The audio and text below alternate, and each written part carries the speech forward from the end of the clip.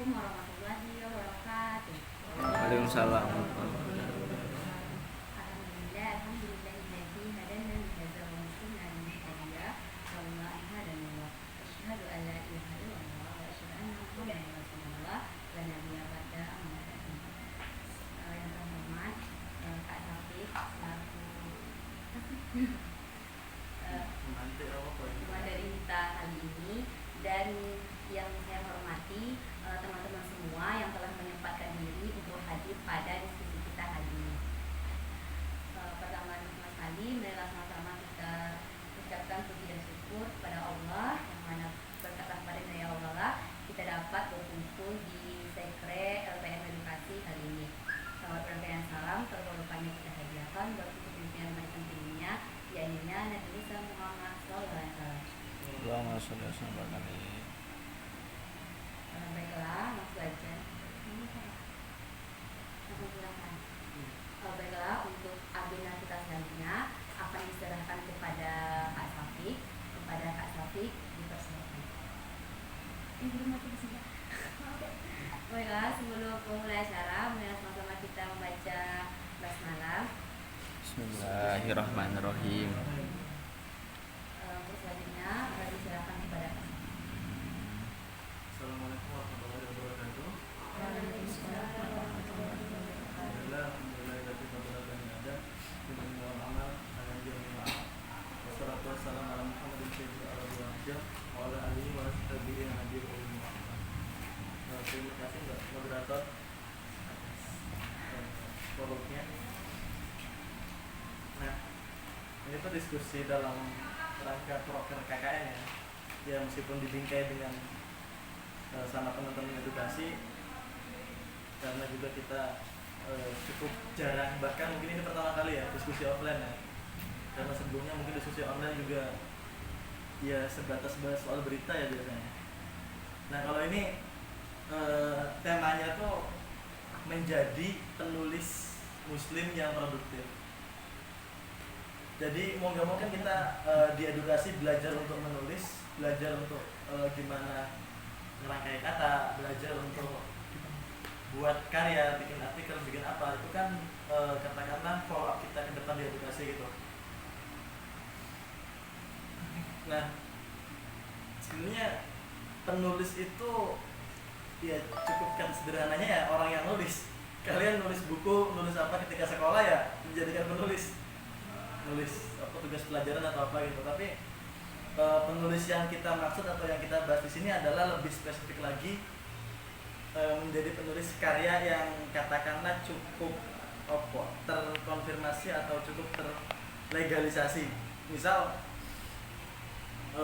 nulis buku kah, atau nulis jurnal kah, atau nulis skripsi kah, atau nulis artikel dan cerpen dan sebagainya gitu. Nah itu kita lebih ke karya yang mana biasanya ada dua bagian ya. Pertama fiksi, kedua non fiksi.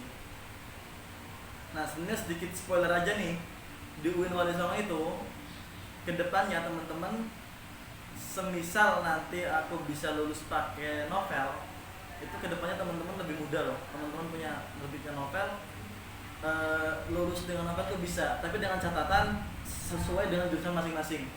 Misal nih dari jurusan PAUD nulis novel tentang anak-anak, terus nanti pembahasannya ya nggak harus murni pure kayak PAUD, nggak juga gitu. Tapi misal nulis novel tentang dunia anak, nah regulasinya tuh semisal nanti kita udah dan bukunya, nanti kita bikin artikel sekitar 15-20 halaman. Itu artikel jurnal. Misal aku nulis catatan sang berandal novel, bikin artikel jurnal berjudul pendidikan karakter dalam novel catatan sang berandal. Nanti yang mau diujikan tuh artikel jurnalnya itu sekitar 15 halaman. Nggak ribet lah daripada nulis skripsi, kan kita banyak aturan. Nah, jadi menulis tuh sebuah skill yang benar-benar dibutuhkan ya untuk teman-teman mahasiswa, untuk teman-teman akademisi yang notabene-nya ke depannya semisal nanti mau jadi guru kah atau mau jadi apa, itu sangat diperlukan. Bahkan untuk orang-orang yang katakanlah nggak berlatar belakang akademik formal, misal teman-teman yang mungkin sejak kecil nggak pernah mau sekolah atau nggak punya kesempatan sekolah, tapi ketika bisa nulis, bisa apa tuh poin plus gitu. Bahkan aku pribadi nerbitin buku itu yang milik penerbitnya tuh ownernya tuh bukan seorang anak kampus, bukan seorang mahasiswa, nggak pernah jadi mahasiswa. Ada juga teman-temanku penulis yang lulusan SMP, lulusan SD tuh banyak, karena mereka lebih banyak waktu untuk mengembangkan diri ya. Sedangkan kita 12 tahun di sekolah dengan segala mapal, dengan segala mata kuliah yang ada, kita malah kehilangan diri kita biasanya. Lebih ke fokus ke tugas-tugas formal, kita nggak bisa ngembangin apa itu potensi diri kita. Makanya barangkali teman-teman di sini masuk LPM Edukasi juga ada minat untuk menulis, selain misalnya ada foto atau ada desain dan sebagainya gitu. Nah, kalau teman-teman pelajari sejarah ya, sebenarnya banyak karya-karya bagus, karya-karya besar yang lahir dari umat Islam gitu. Banyak penulis-penulis besar, banyak penemu-penemu teori yang mana tak kira cukup mayoritas tuh orang Islam pada masanya ya. Kalau sekarang kan kita malah justru tergeser gitu.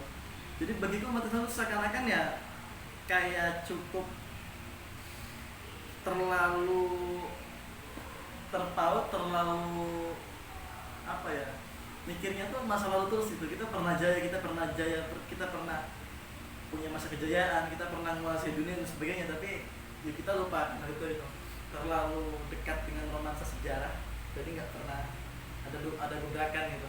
Mungkin penulis-penulis muslim yang cukup terkenal sekarang ya, era-era kontemporer kan, misalnya kita kenal Hasan Hanafi yang baru sekitar kemarin meninggal gitu. Ada juga Fazlur Rahman dari India. Dari Indonesia sendiri kita nggak pernah kehabisan penulis-penulis besar ya. Misalnya ada Maksud Junaidi, ada Ahmad Wahid, salah satu aktivis ini, ada Munir Said Thalib, beliau juga atau Wiji Tukul ya, lebih ke Wiji Tukul kalau ngarah ke dunia sastra atau penulisan sastra. Nah, bahkan orang-orang hebat yang ada di Indonesia itu kebanyakan penulis dulu loh ya, bukan sekarang. Dulu misal Soekarno sendiri banyak buku-buku idealisme yang dia bikin loh. Atau mungkin Gus Dur kan banyak banget buku-buku yang beliau terbitkan dengan gagasan-gagasan yang baru gitu. Nah, jadi dunia tuh nggak pernah kehabisan penulis muslim sebenarnya, cuma masa-masa sekarang kok kita agak loyo gitu. Ya ada banyak penulis yang dari kalangan Islam, tapi ya mohon maaf mungkin kurang greget aja sih. Nah, kita sebagai katakanlah LPM Edukasi yang menjadi kawat candra di muka di Fakultas Ilmu Tarbiyah dan Keguruan ya khususnya, maka teman-teman juga harus bisa sedikit tentang nulis. Nah, ini ada beberapa tips sih, yang selama ini aku praktekkan, yang selama ini aku lakuin kurang lebih ya selama aku masa baru sampai sekarang semester 7. Jadi setiap tahun tuh sejak 2019, 2020, 2021 dan mungkin nanti awal 2022 aku bisa nerbitin buku lagi mungkin. Jadi setiap tahun tuh aku nerbitin buku satu lah semenjak jadi masa baru, semenjak semester 2 tepatnya. Nah, di situ tuh aku ambil dari berbagai pengalaman yang sekarang aku rangkum ya. Jadi pertama, untuk menjadi penulis itu bukan penulis doang ya. Teman-teman mau jadi seorang pelukis, mau jadi seorang dosen, mau jadi seorang apapun ya, ini mungkin langkah-langkah konkret yang bisa teman-teman lakukan ya. Tidak cuma sebatas penulis, tapi nanti penjelasannya lebih spesifik ke penulis. Pertama yang teman-teman harus lakukan adalah satu, mencari jati diri. Sebenarnya gini loh, Indonesia tuh kita sangat-sangat krisis jati diri ya. Teman-teman sekelas SMP sekelas SMA, bahkan sekelas kuliah, teman-teman kampus itu ketika ditanya misal Mas atau Mbak mau jadi apa besok, Mas nanti setelah lulus kuliah mau ngapain, Mas nanti Kak nanti punya cita-cita apa gitu, kan kita malah jarang bisa jawab itu. Bahkan di usia kita yang sekarang, kita di sini mungkin kita agak ngambang gitu kedepannya mau jadi apa, masih ragu karena kita benar-benar jati diri kita tuh kurang greget aja soal jati diri itu. Nah, makanya mau gak mau hal yang pertama kali harus dilakukan adalah mencari jati dirinya. Ketika kita sama diri kita aja gak kenal, ya kita gak mungkin bisa ngembangin potensi-potensi dong. Ya pertanyaan yang paling dasar harus dijawab, misal aku itu siapa? Gunanya buat apa? Ngapain kita hidup gitu? Atau sebagai mahasiswa kita harus ngapain? Mahasiswa itu apa? Manusia itu apa? Itu yang perlu teman-teman jawab gitu. Yo, selanjutnya yang kedua, selain mencari diri itu menggali potensi. Nah, menggali potensi ini kalau kita belum clear soal jati diri, maka potensi nggak bisa kegali. Katakanlah gini, misal kita nggak bisa menjadi diri, nggak bisa mencari jati diri, maka kita harus menjadi diri itu. Kita nggak bisa, kita nyari nih, tapi kita mau siapa kita? Ya kita menjadi. Kalau nggak bisa mencari, ya menjadi gitu. Nah, ketika itu selesai menggali potensi itu tadi ya, setiap orang tuh pasti punya potensi. Setiap orang tuh pasti punya hal yang terpendam gitu. Bahkan aku pribadi ketika dulu pernah dikeluarkan dari sekolah, dikeluarkan dari pondok, atau katakanlah sering kali terjebak masalah-masalah, misalnya kena polisi udah 3 kali, kena polisi, penjara anak-anak dan sebagainya. Itu kan bener-bener sangat-sangat kelam ya ke bawah, tapi ketika kuliah aku bisa langsung nanjak gitu. Ya karena aku udah clear soal jati diri, aku udah bisa menggali potensiku gitu. Meskipun aku nakal, tapi ternyata dari kenakalan itu malah bisa jadi sebuah hal yang menuju ke arah sukses lah katakanlah. Nah, kuncinya pertama tadi jati diri itu. Setelah menggali potensi, baru kita mulai membaca. Tadi sekilas aku ketika ngerekam video tadi kan juga dijelaskan membaca itu ada 2 ya, membaca buku sama membaca kenyataan. Ini juga tips bener-bener jadi penulis itu cuma di 2 itu bagiku. Aku nggak pernah ikut pelatihan novel, pelatihan seminar apa gitu, karena aku juga nggak pernah sekolah gitu, bahkan nggak pernah dapat pelajaran bahasa Indonesia, nggak pernah ada tugas suruh bikin cerpen, tugas suruh apa, nggak pernah. Aku dulu sekolah pesantren gitu, jadi jurusan keagamaan kebetulan. Nah, dari situ tuh ya aku cuma baca-baca aja. Katakanlah sekali aku bolos ke perpus nyolong buku tak bawa ke pondok, atau sekali aku ketika pelajaran sering banget baca buku-buku sejarah misal, itu aku bacanya di situ.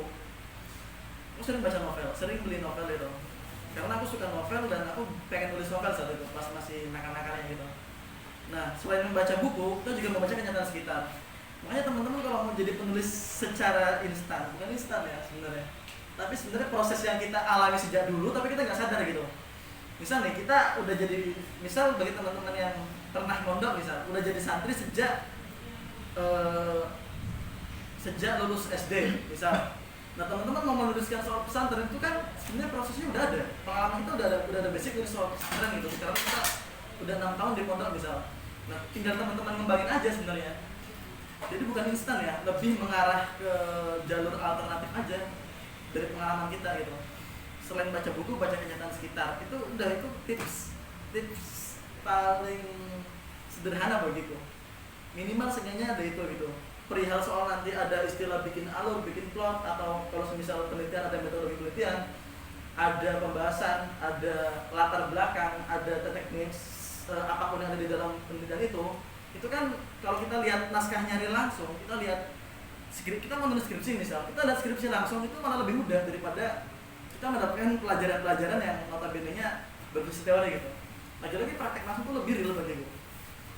Misal aku bikin konsep tuh bucin progresif. Bucin progresif itu ternyata bukan konsep baru, cuma dulunya pernah ada orang yang bicara kayak gitu. Misal Eric Fromm bicara soal konsep mencintai gitu. Tapi kan aku bingkai dengan hal berbau milenial dan aku tambah dikit-dikit lah. Maksudnya apa, kalau kita belajar dari kenyataan langsung, dari fakta real langsung, ya kita lebih enak gitu. Kalau teman-teman kan biasanya kita lebih pada teori dulu baru praktek gitu. Kalau aku sebaliknya. Nah, setelah mulai membaca, barulah menulis. Nulis dari pengalaman teman-teman, menulis dari apa yang teman-teman baca gitu. Terus setelah itu sebenarnya makanya aku bilang membaca terus langsung menulis itu kenapa ya? Karena ini tuh sepaket, teman-teman sepaket gitu. Aku sering kali nyereksi, aku kan juga selain pemret di edukasi juga pemret di book. Tiap hari aku dapat naskah gitu buat revisi naskah itu buat apa? Aku lihat perkembangan ada salah satu teman mahasiswa baru, dia tuh emang nggak pernah nulis. Aku tahu dia sealon bersama pondok gitu. Dulu nggak pernah nulis, nggak pernah baca buku, nggak pernah apa gitu. Tapi dia punya kemauan buat nulis. Naskah pertama dia ngirim ke aku, tak tolak, karena dia nggak bisa diterbitin. Naskah kedua dia ngirim ke aku buat buku Bunga Rampai Gus Durian, langsung tak terima. Padahal itu perbedaannya cuma naskah pertama sama naskah kedua gitu. Cuma 2 kali menulis itu udah ada bedanya banget gitu. Karena apa? Ya pengalaman menulisnya itu. Jadi ketika udah selesai, aku kan kalau biasanya gini loh, teman-teman yang mau belajar nulis sama aku gitu, aku cuma bilang mau belajar nulis apa gitu. Misal mau nulis artikel, ya udah tak kasih link artikel atau tak suruh nyari link artikel sendiri gitu. Mau nulis artikel soal apa? Misal tentang mahasiswa gitu, ya udah sekitar 5 artikel mahasiswa, dipelajari satu gimana cara penulisan dan sebagainya, tekniknya, titik koma dan paragrafnya misal. Nah setelah itu baru setelah udah baca, udah punya pikiran, udah punya idenya dari pengalaman ya, dari buku juga dari pengalaman lah, atau dari apa yang kita amati gitu. Ya kita bikin tulisan, biasanya tuh tulisannya seiring berjalan, mungkin tulisan pertama agak itu ya masih biasa aja gitu, tapi tulisan kedua, ketiga, keempat pasti beda. Aku ngerasain buku Brother Bermoral itu aku tulis ketika masih kelas 3 Alia. Aku belum bener-bener top banget saat itu. Nah, tapi aku terbitin ketika semester 2 kalau nggak salah, buku Brother Bermoral. Terus buku kedua aku Johnny Melawan Arus, itu juga jelek banget karena nggak ada editing kebetulan. Editornya nggak ada. Teman penerbitnya tuh saya kan ngerti bahwa aku udah pernah nerbitin buku dan itu dianggap udah bener gitu lah kata-kata. Padahal banyak yang salah. Gagal juga. Brother Bermoral dan Johnny Melawan Arus itu bukan sebuah buku yang sukses bagi itu. Itu cuma ibarat latihan, baru loncat aku aja.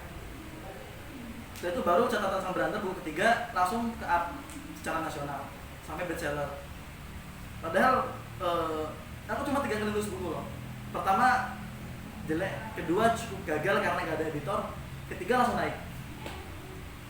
Karena apa ya, aku nggak pernah berhenti berproses gitu sejak sekolah aku di jalanan. Jadi aku tuh kebanyakan aku nulis soal jalanan sih, jalan sama pesantren. Prosesku sejak kecil di situ, aku nulis soal itu. Bahkan aku nulis soal aku sendiri kebanyakan.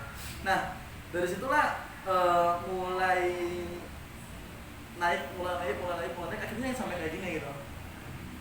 Misal nih, aku kemarin kan, misal Najwa kan sering ngirim tulisan ke aku loh. Aku perhatikan tulisan pertama, kedua, sampai ketiga yang terakhir kemarin itu beda banget loh perbedaannya.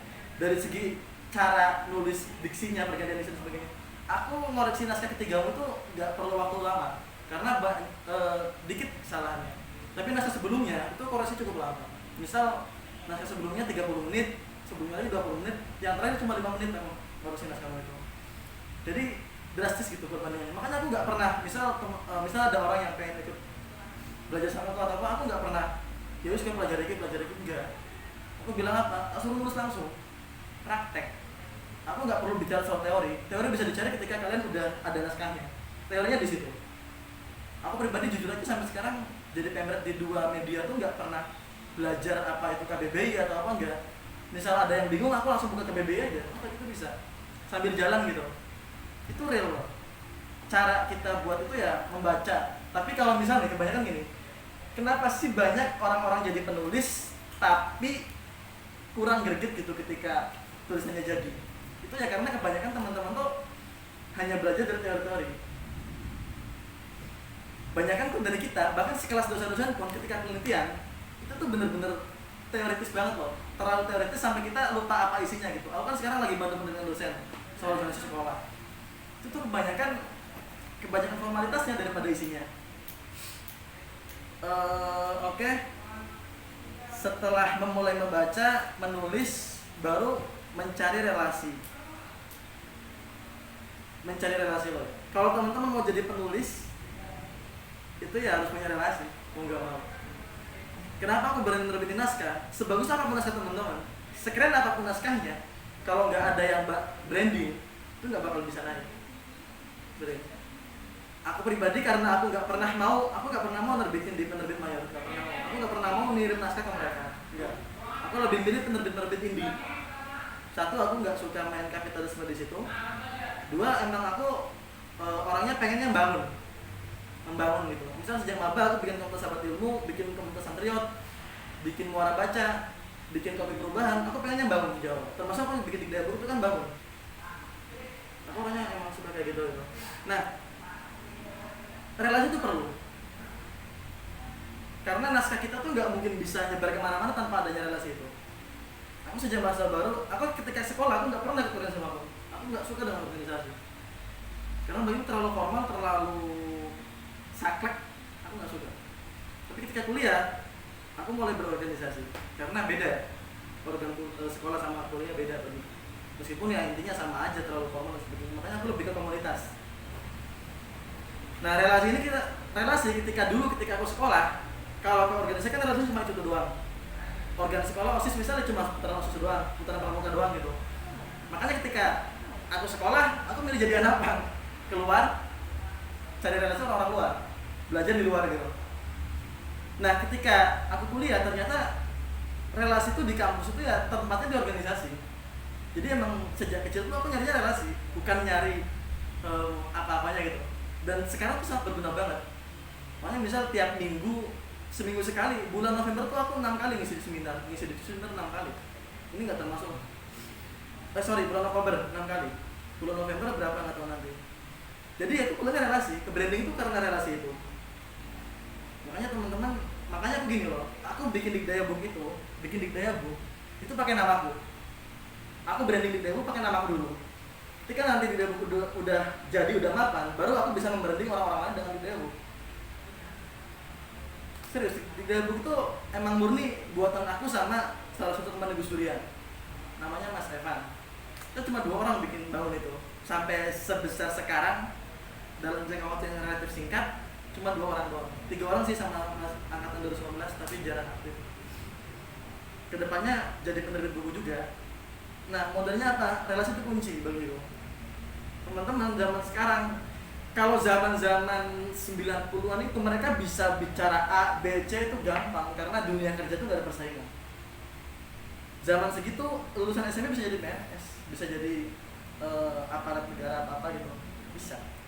Karena gak ada persaingan. Tapi kalau zaman sekarang, makanya mereka bisa ngomong apapun lah. Wah, anak sekarang nih lulus kuliah pada nganggur, lulus sekolah pada nganggur, ngapain kuliah, ngapain sekolah.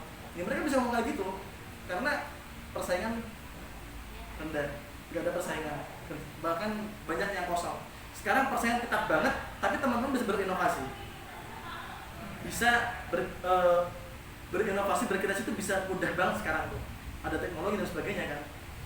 Jadi kalau teman-teman sekarang lebih memilih ke arah persaingan kerja, otomatis ya cukup sulit. Nah untuk berinovasi ini ya butuh relasi. Lagi-lagi kita relasi itu penting. Makanya aku beda sama teman-teman atau sama cutting teman-teman yang lain gitu. Nah yang terakhir ini manajemen waktu. Tadi ingat ya, pertama mencari jati diri, menggali potensi, mulai membaca, lalu menulis, terus mencari relasi, dan manajemen waktu dan prioritas. Nah sebenarnya mencari relasi dan manajemen waktu tuh bisa nyambi gitu dari awal. Maksudnya dari sekarang teman-teman bisa gitu.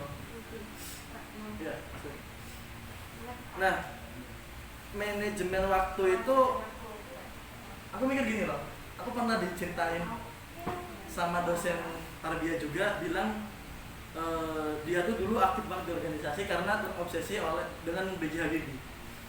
B.J. Habibie itu dia jadi ketua, jadi posisi penting di 23 wadah tingkat nasional. Selain misal pernah jadi wakil, bahkan pernah jadi presiden ya. Itu tuh karena dia pernah pernah jabat di 23 organisasi. Ketika ditanya, lo itu Pak, kok skala nasional sampai bisa jabat sampai 23? Apa nggak keteteran soal waktu gitu? B.J. Habibie cuma menjawab, kita sehari berapa jam? Nah, 23 jam toh, 24 jam sehari. Kata B.J. Habibie, loh aku masih 23. Jadi buat kata 1 jam itu satu organisasi, satu wadah. Ya maksudnya kalau teman-teman bisa manajemen, jadi gini, waktu tuh kita nggak bisa, bagi tuh sekarang tuh bagi orang-orang yang mungkin jam terbangnya udah tinggi ya, itu waktu nggak bisa di manajemen. Waktu ya sehari cuma 24 jam, tapi ya yang bisa manajemen prioritas. Makanya orang-orang besar tuh lebih mengutamakan prioritas itu biasanya. Kalau semisal waktu kita masih cukup ya udah kita manajemen waktu aja nggak apa-apa. Tapi kalau semisal udah jadul udah bener-bener nambah numpuk manajemen prioritas katanya. Misal aku selama ini selama 3 tahun itu 25 organisasi, 1 tahunnya sekitar seenggaknya 13-14 lah 1 tahunnya, per tahunnya gitu. Yo, misal ada 2 agenda yang bertabrakan gitu ya, kita pilih salah satu aja. Misal pilih salah satu yang katakanlah kita menjabat di posisi penting di situ. Kalau kita dua-duanya ya kita cari wakil. Aku tuh sering banget posisi kayak gitu, bukan 2 maka 3, 4 dalam satu waktu. Dan itu bener-bener harus pinter ngatur waktu. Dulu ketika aku masih kuliah offline kayak gini, masa baru sampai ada covid, semester 3, semester 4, aku kuliah cuma 4 hari, 3 harinya di luar. Entah pernah aku ke suku Samin Kudus, pernah juga advokasi di Batang 2 bulan, lokalisasi di Kendal, di Kambarjo. Intinya 4 hari aku ke kuliah, aku nggak pernah apa kuliah kecuali ketika demo. Aku paling rajin nyeting demo, bikin aksi tuh aku paling sering. 3 hari aku di luar. Nah itu manajemen waktu dan prioritas ya. Jadi tips nilai-nilai Islamnya tuh ya ada pada itu semua. Itu bicara soal jati diri, itu bener-bener katakanlah sebuah hal yang paling inti juga dalam Islam. Misal kita sadar kita seorang manusia, kita sadar kita seorang muslim. Nah muslim itu harus gimana? Manusia itu harus gimana? Kita bicara soal kemerdekaan. Kemerdekaan itu harus gimana? Apakah kita harus merampas milik orang lain biar kita bisa merdeka? Kita harus menindas orang lain bisa merdeka? Malah agak keluasannya. Jadi pada intinya di situ sih. Makanya prinsip bicara soal menjadi penulis muslim yang produktif, ya itu yang tips yang bisa aku bagikan ya. Dan dalam setiap tips itu ada nilai-nilai Islam lagi-lagi. Bicara soal manajemen waktu kan jelas dalam Al-Quran ada surat Al-Asr misal. Itu sangat-sangat bagiku sangat-sangat maknanya filosofis banget juga. Makanya aku tuh paling males misal ada organ yang telat, pasti tak tinggal. Misal acara edukasi bikin acara jam berapa, terus mulai jam berapa, pasti tak tinggal. Anak-anak KKN kemarin ada apa, tak tinggal. Karena kita tuh paling lemah tuh manajemen waktu loh. Kita tuh sering telat dan kita memaklumi itu.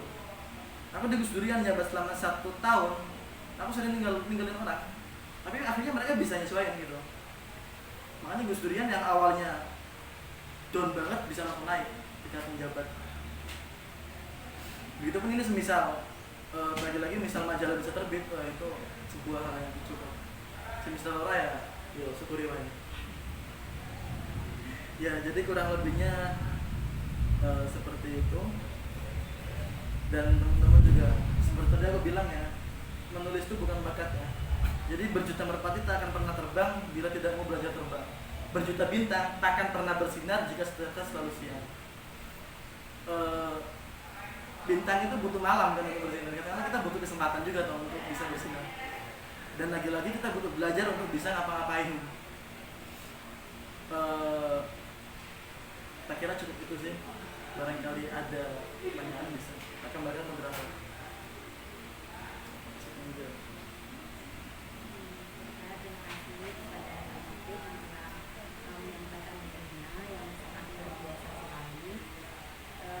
Mungkin ada di antara teman-teman yang ingin bertanya. Selagi ada kesempatan untuk tanya yang satu.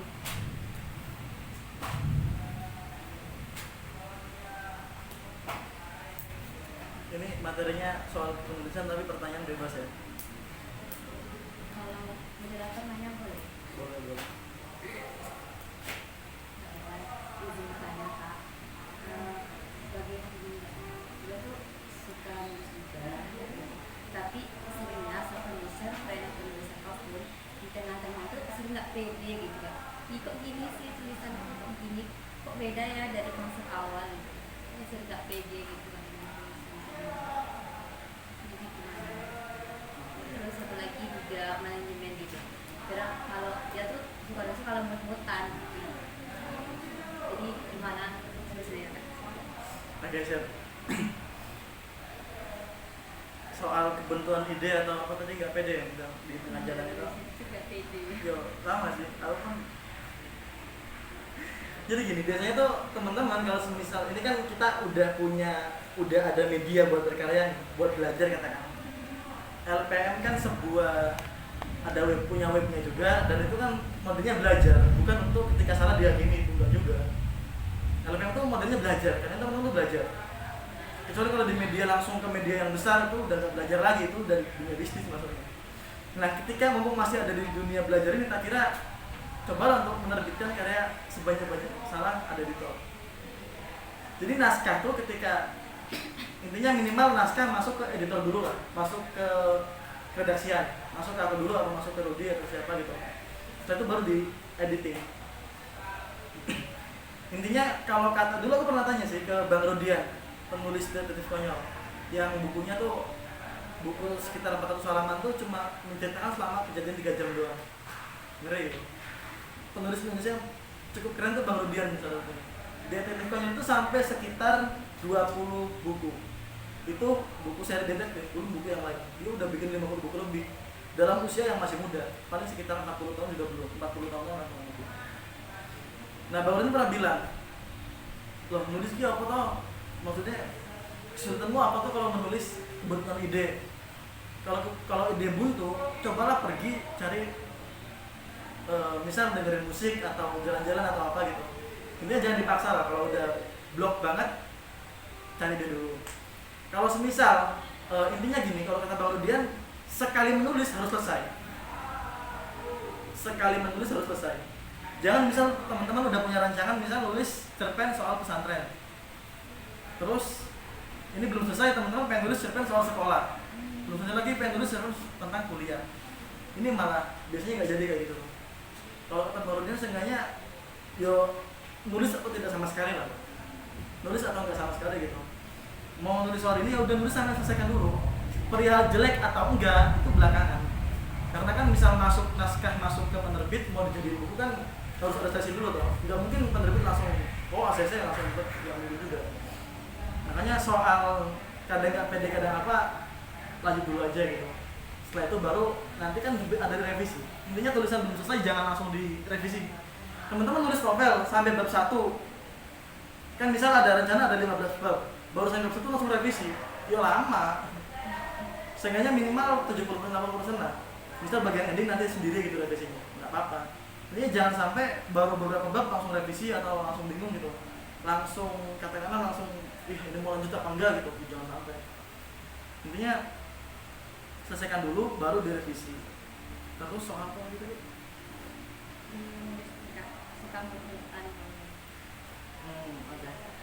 Nah tadi ya, aku tuh banyak banget dari naskah yang emang notabene-nya tuh bagiku ya, bagi orang-orang yang mungkin baca itu ya agak knob gitu, maksudnya nggak, masih belum bagus gitu. Tapi ya aku berusaha untuk mengganti atau katakanlah berusaha merevisi itu biar kira-kira cocok, terlihat bagus gitu. Itu kan urusan editor. Makanya kalau bisa nih editornya teman sendiri atau editornya kayak cutting sendiri, aku tuh lebih gampang, lebih enak. Itu manfaatin buat teman-teman belajar gitu. Beneran ya, mumpung ada kesempatan. Karena mau nggak mau ke teman-teman, makanya banyak teman-teman tuh yang sejak dulu nggak mau belajar nulis sekarang bingung mau nulis skripsi apa. Banyak banget angkatan gue. Sedangkan aku skripsi aja disuruh berhenti, suruh bikin novel, suruh ganti novel gitu. Ya karena kita lomba lari itu yang menang kan antara juara 1, juara 2, juara 3 kan paling jaraknya dikit banget. Kalau kita mau berusaha katakanlah berusaha lebih sedikit lah. Misal teman-teman nggak pernah ngeluarin waktu buat membaca, tapi kita ngeluarin waktu 10 menit aja buat membaca, itu beda hasilnya. Itu bukan kalimat-kalimat motivator atau apa ya, tapi emang itu real. Misal teman-teman ketika asik dengan liburan dengan apa, aku berusaha ngeluarin waktu buat belajar apa gitu.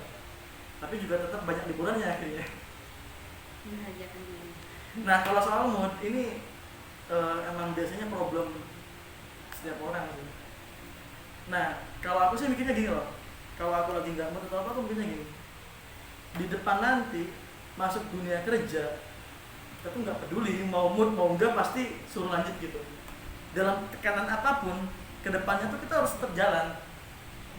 Makanya sering bilang ke siapapun ya, kalau soal mood itu sebuah hal yang mau nggak harus dilawan. Aku kemarin ya, misal kalau teman-teman kedepannya mau jadi orang besar ya harus siap-siap minimal ngalahin yang ada dalam diri kita sendiri gitu. Ya sejak sampai kapan ya kita bakal bertempur sama diri sendiri sih, dengan kemalasan kita atau dengan nafsu kita atau dengan kita di mood dan sebagainya gitu. Ya saranku dilawan sih. Selagi misalnya teman-teman gampang aja, nanti kan mau semester ini semester berapa? 3 ya. Masuknya semester 4, semester 5. Kalau kita nggak siap-siap, kalau kita nggak mempersiapkan diri, misal di UIN Wali Songo itu fair-fairan ya, itu informasi seputar akademik, misal gimana cara ujian kompreh, gimana cara ujian skripsi, daftar wisuda dan sebagainya, itu kita nyari sendiri. Bahkan banyak SK-SK yang ditutupi gitu, banyak peraturan yang ditutupi itu banyak di kita itu. Misal aku selama ini nulis 3 novel, tapi aku nggak tahu bahwasanya novel bisa dicairkan jadi duit, bisa diajukan lewat penghargaan. Itu karena peraturannya baru tahun kemarin. Makanya kalian tuh harus siap-siap improv loh. Kalau nggak improv, teman-teman bingung. Cara KKN itu ya juga harus tanya ke siapa-siapa. Intinya UIN itu harus banyak tanya loh, karena kita minim informasi. Nah makanya kalau semisal mudah sulit, ya banyak sih. Intinya memasuki semester 5, 6, 7 itu harus udah bener-bener nggak terlalu main-main gitu. Kalau aku jujur 1 sampai 4 itu emang bener-bener aku bodo amat sama kuliah. Bodo amat dalam artian intinya aku kuliah tugas selesai, setelah selesai aku kuliah selesai bisa pergi gitu. 4 hari aku nyelesain tugas apapun itu, 3 harinya aku bisa tenang. Udah gitu aku mikirnya dulu tuh. Padahal ketika sekolah aku nggak pernah jarang sekolah loh. Aku kehadiran sekolah tuh 70%. Aku misal nggak mau tak tinggal. Gitu dulu sekolah ya. Aku mikir daripada telat minta tinggal itu. Aku nggak suka telat-telatan. Misalnya rajin sekalian, telat sekalian. Nakal sekalian gitu. Ketika berubah sekalian. Gitu. Nah makanya soal mood ini lawan.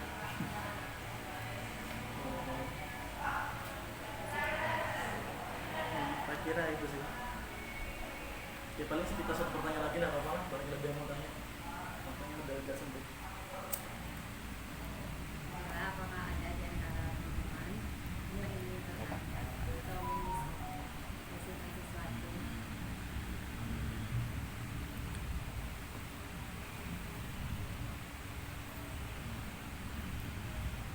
Kalau aku sih biasanya nyebar loh, misal bahas apa, pertanyaan apa, tetap jawab. Beneran aja mau tanya seputar apapun.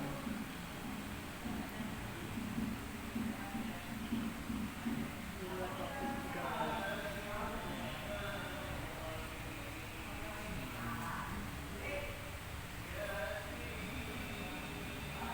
Pusing. Mau mungkin bertanya Kak, Mas Syafiq mungkin pertanyaan saya itu agak gimana ya? Agak nyeleneh. Mungkin kalau misalnya setelah Mas Syafiq nulis, dari apa yang Mas Syafiq rasakan ketika sudah menulis, maksudnya dari misalnya dari pengetahuan baru ataupun kepuasan yang nantinya bisa menjadi motivasi untuk kedepannya, mungkin apa yang Mas Syafiq rasakan? Ya misalnya kita udah terbikin satu buku aja sih nanti biasanya nggak mungkin saya pada satu buku itu. Kalau usia kita emang orientasinya ke depan mau nulis gitu. Jadi bagiku nulis itu sampingan, bukan sebuah hal yang bukan inti ya. Bagiku sampingan aja sih teman-teman. Kemarin aku jadi narasumber penelitian tesis kayak gitu. Skripsi soal psikologi menulis. Aku narasumber utama di situ, diwawancarai soal apa sih ketika menulis itu kita dapat apa gitu. Kalau aku nulis itu sebagai sebuah media untuk karena lagi-lagi sejak kecil tuh aku anak tang identik dengan jalanan. Di jalanan itu banyak banget tintangan. Sorry ya, teman-teman tinggal jalan aja misalnya naik motor ke arah Semarang Tengah, Semarang Atas, nggak usah terlalu ke atas ya, Semarang Kota lagi. Itu kan banyak penjual koran, banyak anak kecil yang ke sekolah, banyak. Kalau malam, coba kalau malam deh, kamu semua banyak. Maksudnya apa? Itu bener-bener. Aku tuh nulis tuh ngangkat hal seperti itu biasanya. Kepuasannya apa? Tadi aku bilang bahwasanya menulis itu sebuah nggak cuma sebatas untuk keabadian, tapi juga untuk perjuangan. Kita memperjuangkan siapa tanda tanya? Yo, kita dengan ideologi kita bertindak dengan kepada kemanusiaan kita berpihak. Makanya aku nulis ya untuk kemanusiaan itu. Aku nggak pernah nulis untuk misal bikinku untuk royaltiku sendiri, enggak. Tapi toh akhirnya tetap aja ada bonus di situ.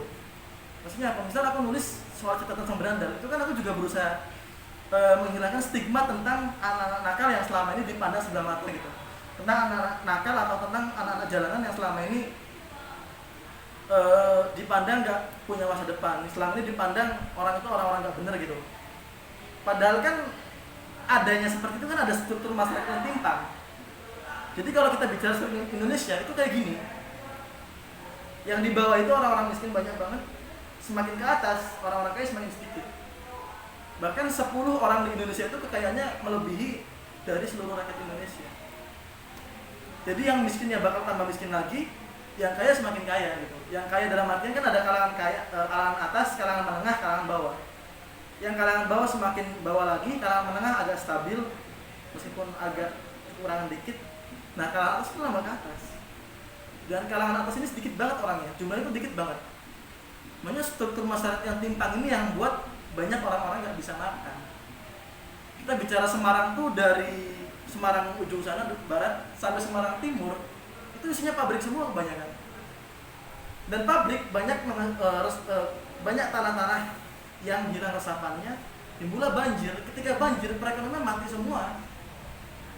Itu menyusahkan banyak rakyat.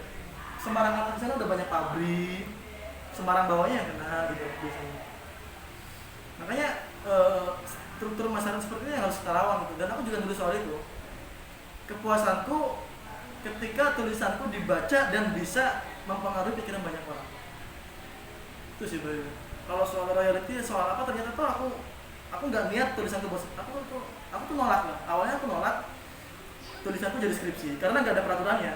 Tapi dari birokrasi meminta dan mereka siap bikin peraturan gitu bahasanya.